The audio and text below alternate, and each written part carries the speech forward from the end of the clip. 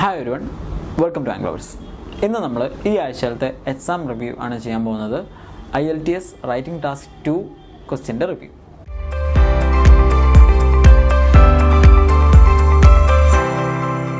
ഒരു discuss both views question ആണ് ഇത്തവണ നമ്മൾ എക്സാമിന് കണ്ടത്.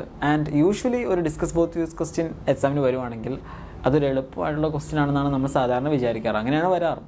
But for some reason this time അത്ര എളുപ്പമുള്ളൊരു ക്വസ്റ്റ്യൻ ആയിട്ട് എനിക്ക് തോന്നിയില്ല. ഞാൻ എന്തായാലും ക്വസ്റ്റ്യൻ വായിക്കാം. Some people think that climate change could have a negative effect on business. Other people think that climate change could create more business opportunities. Discuss both views and give your opinion. എന്നൊരു സിമ്പിളായിട്ട് പറയാം. ഒരു വിഭാഗം വിചാരിക്കുന്നത് climate ചേഞ്ചിന് ബിസിനസ്സുകളിൽ, അതായത് world എക്കണോമിയിൽ അല്ലെങ്കിൽ ബിസിനസ്സിൽ ഒരു നെഗറ്റീവ് എഫക്റ്റ് ആണ് കൊണ്ടുവരാൻ പറ്റുന്നതെന്നാണ്. എന്നാൽ അതേസമയം മറ്റൊരു വിഭാഗം പറയുന്നത് പുതിയ ബിസിനസ് ഓപ്പർച്യൂണിറ്റീസ് ക്രിയേറ്റ് ചെയ്യാൻ ക്ലൈമറ്റ് ചേഞ്ച് സഹായിക്കും എന്നാണ്. Discuss both views and give your opinion. So basically നമുക്ക് സ്വന്തമായിട്ടൊരു ഒപ്പീനിയൻ ഉള്ളപ്പോൾ തന്നെ രണ്ട് വ്യൂസും ഡിസ്കസ് ചെയ്യേണ്ട ഒരു ആവശ്യകതയുണ്ട്. So let's see how we can look at it that way. So ഒന്നാമതായിട്ട് നമ്മളൊരു ബോഡി പാരഗ്രാഫ് എഴുതുമ്പോൾ, നമുക്ക് ഇൻട്രൊഡക്ഷൻ പാരഗ്രാഫിലേക്ക് പിന്നെ കിടക്കാം, ബട്ട് ഒരു ബോഡി പാരഗ്രാഫ് എഴുതുമ്പോൾ naturally discuss both views question ആയതുകൊണ്ട് we have to support the statement that is given in the question even though you are disagreeing with it. But നമ്മുടെ ആദ്യത്തെ side കുറച്ചും കൂടി നമുക്ക് ലോജിക്കലായിട്ട് തോന്നുന്ന സൈഡ് എന്ന് പറയുന്നത് climate change could have A negative effect own business എന്ന് പറയുന്ന ഈ സൈഡാണ്. സോ എന്തൊക്കെയാണ് ആ നെഗറ്റീവ് എഫക്റ്റ് എന്ന് നമുക്ക് നോക്കാം. ഇപ്പോൾ ഏറ്റവും ബേസിക് ആയിട്ട് പറയുവാണെങ്കിൽ, ഇപ്പോൾ ഒരു പരിധിവരെ the biggest victim of climate change എന്ന് പറയുന്നത് കൃഷിക്കാരാണ്, ഫാർമേഴ്സ് ആയിട്ടുള്ള ആൾക്കാരാണ്. സോ അഗ്രികൾച്ചറൽ ഇൻഡസ്ട്രീനെ മൊത്തത്തിൽ താറുമാറാക്കാൻ പറ്റുന്ന അല്ലെങ്കിൽ എൻഡേഞ്ചർ ചെയ്യാൻ പറ്റുന്ന ഒരു സംഭവമാണ് ക്ലൈമറ്റ് ചേഞ്ച് എന്ന് പറയുന്നത്. People will not get harvest at the right time. If the harvest of agriculture do not move to the markets, entire system of market തന്നെ തടസ്സപ്പെടുന്ന രീതിയിലേക്ക് അത് നയിക്കും. Likewise, if climate change persist or climate ചേഞ്ചിൻ്റെ ആ ഒരു effect അല്ലെങ്കിൽ consequence കൂടിക്കഴിഞ്ഞാൽ there will be scarcity of drinking water as well in the coming years.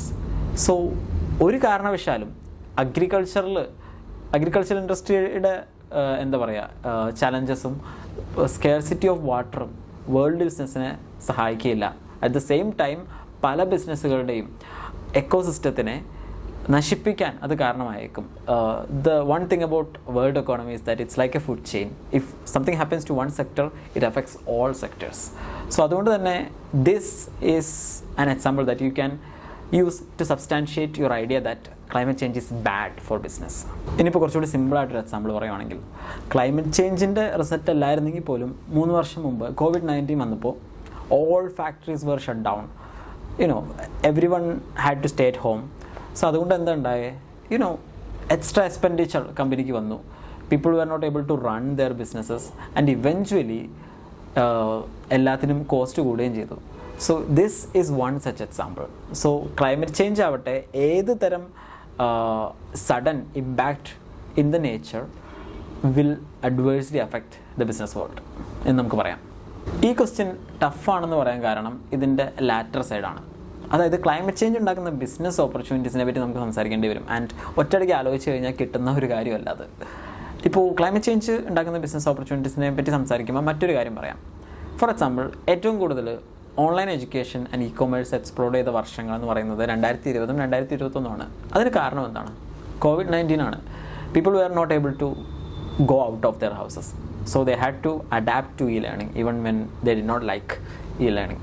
They had to buy clothes and shoes without properly knowing the measurements because there was no other choice.